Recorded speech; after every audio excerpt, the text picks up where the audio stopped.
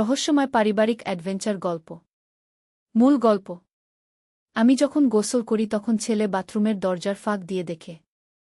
গত সপ্তাহ থেকে গোসলের সময় অদ্ভুত একটা অনুভূতি হচ্ছে। মনে হয় কেউ দেখছে।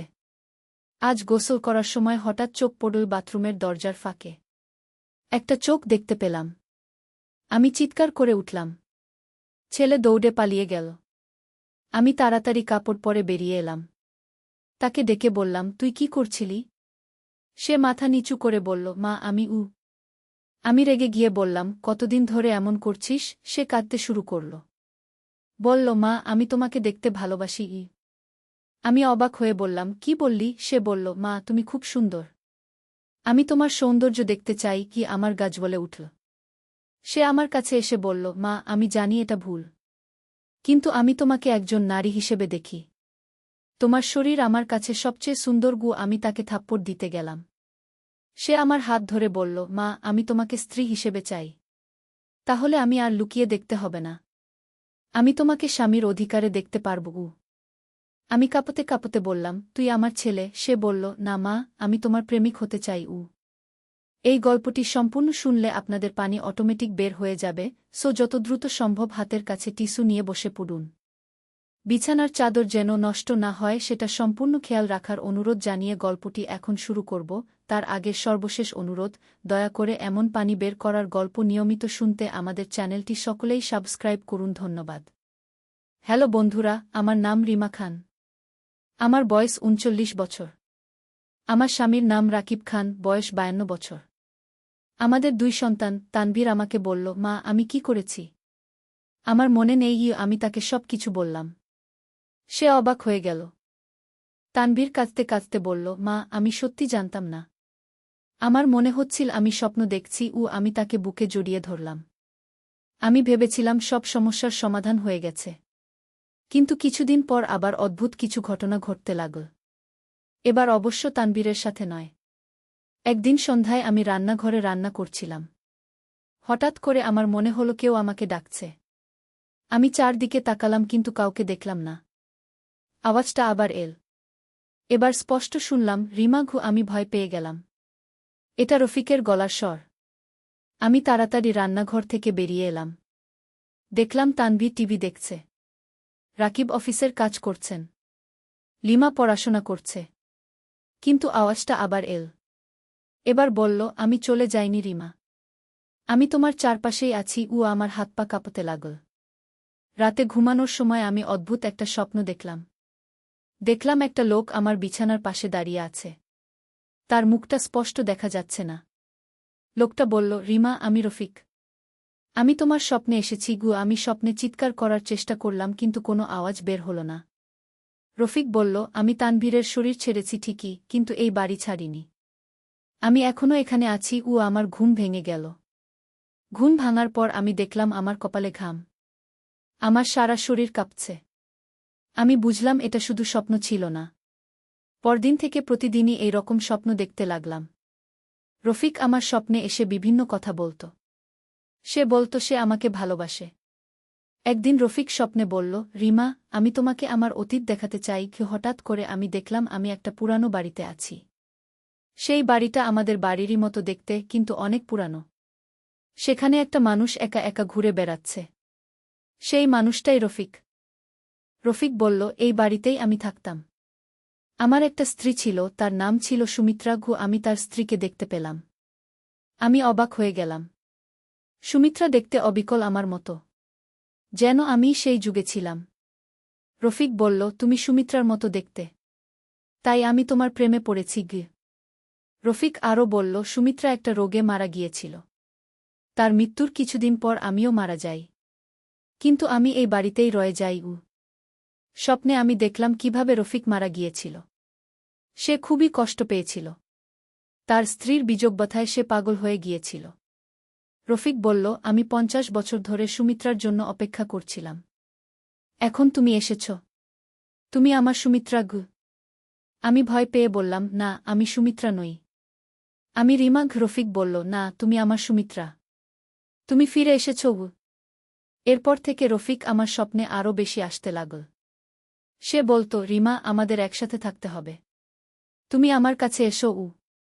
আমি তান্ত্রিকের কাছে আবার গেলাম। তাকে সব কিছু বললাম। তান্ত্রিক বললেন, আত্মাটি আপনার পেছনে লেগেছে। এটা খুবই বিপজ্জনক। তান্ত্রিক বললেন, আপনাকে এই বাড়ি ছেড়ে চলে যেতে হবে। না হলে আত্মাটি আপনাকে নিয়ে যাবে। আমি ভয় পেয়ে গেলাম। আমি রাকিবকে সব বললাম। তিনি প্রথমে বিশ্বাস করলেন না, কিন্তু যখন আমার শারীরিক অবস্থা খারাপ হতে দেখলেন তখন চিন্তিত হলেন। আমার ওজন কমে যেতে লাগল। আমি ঠিকমতো খেতে পারতাম না। ঘুম হতো না। সারাক্ষণ মনে হতো কেউ আমাকে দেখছে। একদিন রাতে রফিক আমার স্বপ্নে এসে বলল, রিমা, আর দেরি নয়, আমার সাথে চলে এসো। আমি জিজ্ঞেস করলাম, কোথায়? রফিক বলল, আমাদের জগতে। সেখানে শুধু আমি আর তুমি থাকব। কেউ আমাদের বিরক্ত করবে না। আমি ভয়ে কাঁপতে লাগলাম। পরদিন আমি বাড়ির পেছনের দিকে গেলাম। সেখানে একটা পুরানো কুজো ছিল। আমি সেই কুশোর কাছে গিয়ে দেখলাম সেটা খুবই গভীর। হঠাৎ করে আমার মনে হলো কেউ আমাকে কুজোর দিকে টানছে। আমি বুঝলাম রফিক আমাকে সেই কুজোতে ফেলে দিতে চায়। আমি দৌড়ে বাড়িতে ফিরে এলাম। রাকিবকে বললাম, আমাদের আজই এই বাড়ি ছাড়তে হবে। তিনি বললেন, কেন? আমি তাকে কুজোর ঘটনা বললাম। তিনি বুঝলেন বিষয়টা গুরুতর। তিনি বললেন, ঠিক আছে, আমরা অন্য কোথাও থাকার ব্যবস্থা করব। সেই রাতেই আমরা বাড়ি ছেড়ে চলে গেলাম। আমার মামার বাড়িতে গিয়ে উঠলাম। প্রথম কয়েক রাত খুব শান্তিতে কাটল। কিন্তু এক সপ্তাহ পর আবার সেই স্বপ্ন শুরু হল। রফিক আমার স্বপ্নে এসে বলল, তুমি কোথায় পালিয়ে যাবে? আমি তোমাকে সব জায়গায় খুঁজে নিয়ে আসব। আমি বুঝলাম শুধু বাড়ি পাল্টালেই কোনো লাভ হবে না। রফিক আমার পেছনে লেগেই থাকবে। তাকে সম্পূর্ণভাবে দূর করতে হবে। আমি আরেকজন বিখ্যাত তান্ত্রিকের কাছে গেলাম। তিনি আমার হাত দেখে বললেন, আপনার উপর খুব শক্তিশালী একটা আত্মার প্রভাব আছে। তান্ত্রিক বললেন, এই আত্মা আপনাকে মেরে ফেলতে পারে। আমাদের দ্রুত ব্যবস্থা নিতে হবে। আমি জিজ্ঞেস করলাম, কি করতে হবে? তান্ত্রিক বললেন, আপনাকে একটা বিশেষ পূজা করতে হবে। সেই পূজায় আত্মাটি চিরকালের জন্য বন্দী হয়ে যাবে। আমি রাজি হয়ে গেলাম। তান্ত্রিক বললেন, কিন্তু এই পূজা খুবই বিপজ্জনক। আত্মাটি সবরকম চেষ্টা করবে আপনাকে থামানোর। আমি বললাম, আমি প্রস্তুত। পূর্ণিমার রাতে পূজা শুরু হল। তান্ত্রিক অনেক রকম মন্ত্র পড়তে লাগলেন। আমাকে একটা বিশেষ বৃত্তের ভেতরে বসতে বললেন। পূজা শুরু হওয়ার সাথে সাথেই অদ্ভুত কিছু ঘটতে শুরু করল। ঘরের তাপমাত্রা কমে গেল। বাতাসে একটা ভুতুড়ে গন্ধ ছড়িয়ে গেল। হঠাৎ করে একটা শব্দ শোনা গেল, রিমা। আমি চমকে উঠলাম। রফিক এসেছে। তান্ত্রিক বললেন, ভয় পাবেন না, বৃত্তের ভেতরে থাকুন। রফিকের গলায় আওয়াজ এল, তুমি আমার থেকে পালাতে পারবে না। আমি তোমাকে নিয়েই যাব। আমার সারা শরীর কাঁপতে লাগল। তান্ত্রিক আরও জোরে মন্ত্র পড়তে লাগলেন। ঘরে একটা ঝড়ের মতো বাতাস বইতে লাগল। সব কিছু উড়ে যেতে লাগল। রফিক চিৎকার করে বলল, আমি তোমাকে ছাড়ব না। হঠাৎ করে আমার মনে হলো কেউ আমাকে টেনে নিয়ে যেতে চাইছে। আমি বৃত্তের ভেতরেই থাকার চেষ্টা করলাম, কিন্তু একটা অদৃশ্য শক্তি আমাকে টানছিল। আমি তান্ত্রিকের দিকে তাকিয়ে সাহায্য চাইলাম। তান্ত্রিক একটা বিশেষ মন্ত্র পড়লেন। হঠাৎ করে রফিকের চিৎকার থেমে গেল। ঘরে নিস্তব্ধতা নেমে এল। তান্ত্রিক বললেন, হয়ে গেছে। আত্মাটি বন্দী হয়ে গেছে। আমি স্বস্তির নিঃশ্বাস ফেললাম। সেই রাতের পর থেকে আর কোনো অদ্ভুত ঘটনা ঘটেনি। রফিক আর আমার স্বপ্নে আসেনি। আমি আবার স্বাভাবিক জীবনে ফিরে এসেছি।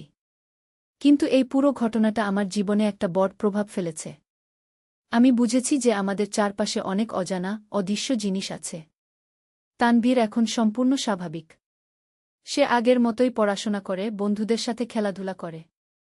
সে ঘটনার কিছুই মনে রাখেনি। আমি এই ঘটনা কাউকে বলিনি। শুধু আমার পরিবার জানে। আমি ভেবেছিলাম এই গোপনীয়তা রক্ষা করাই ভালো। কিন্তু আজ আপনাদের কাছে এই গল্পটা বলার কারণ হচ্ছে, আমি চাই মানুষ জানুক যে এই রকম ঘটনা সত্যিই ঘটে। আত্মাভূত বলে সত্যিই কিছু আছে। এই গল্প শুনে হয়তো অনেকে ভাববেন এটা কল্পনা। কিন্তু আমি যা বলেছি সব সত্যি।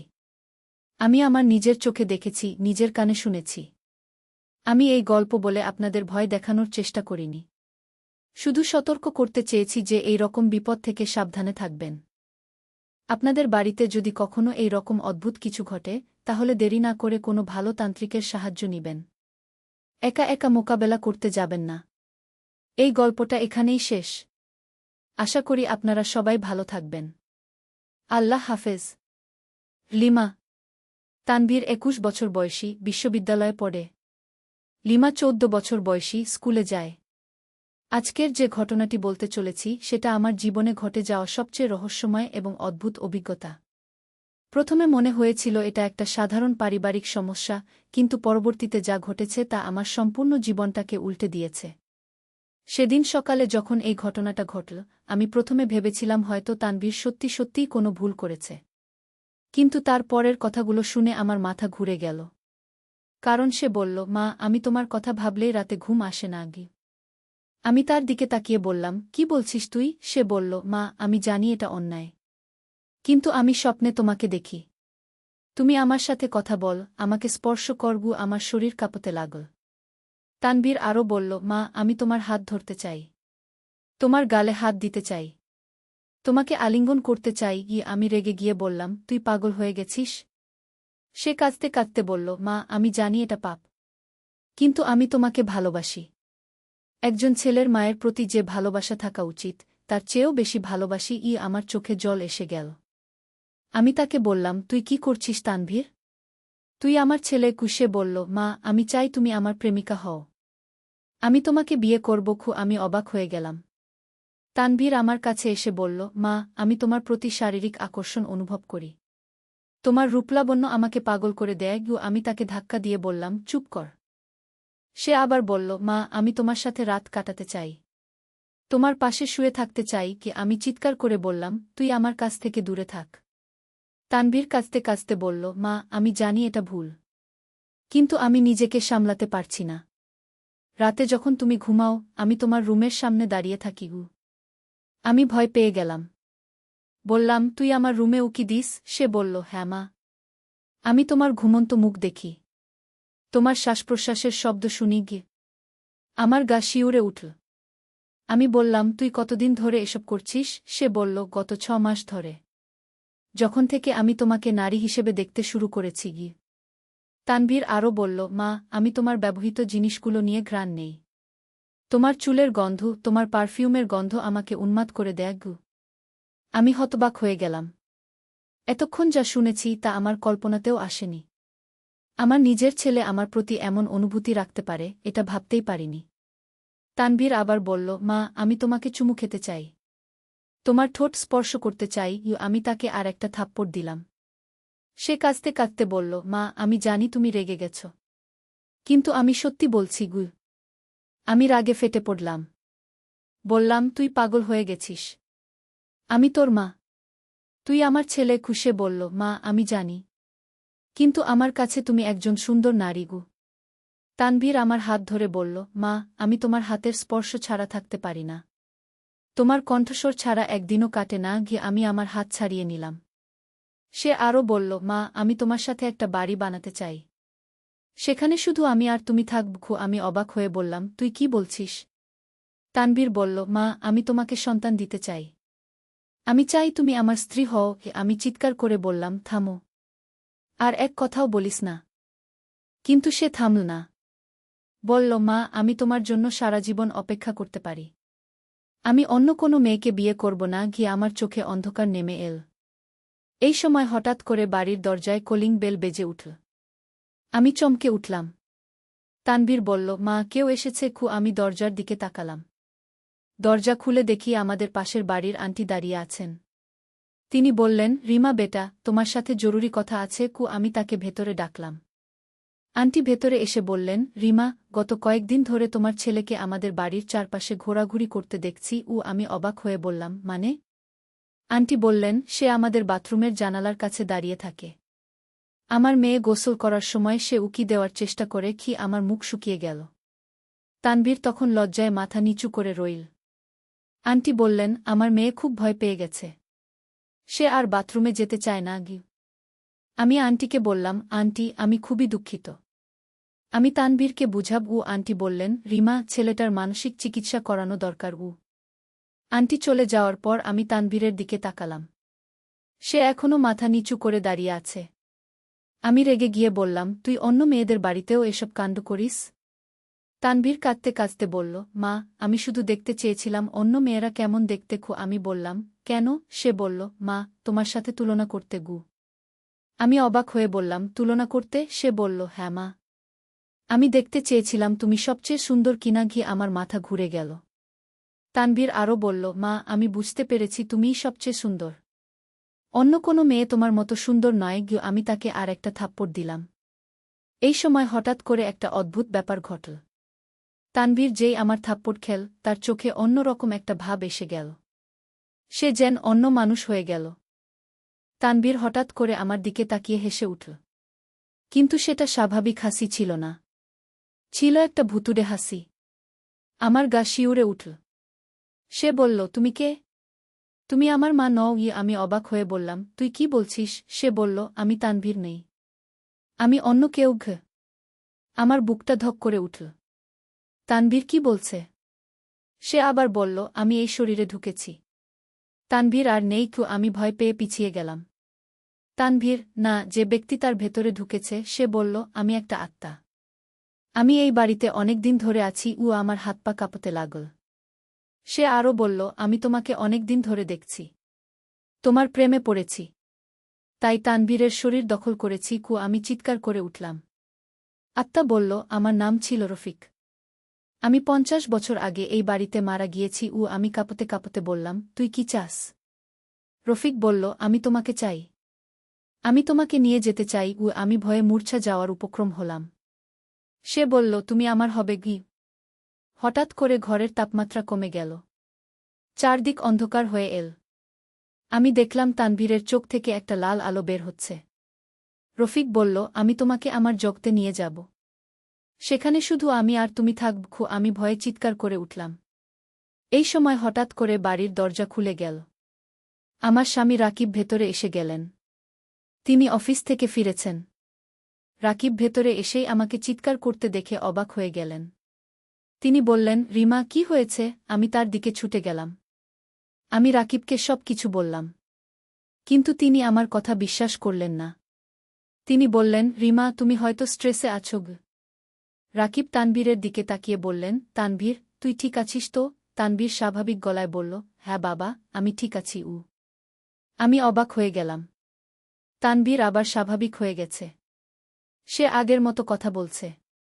আমি ভাবলাম হয়তো আমার মনের ভুল।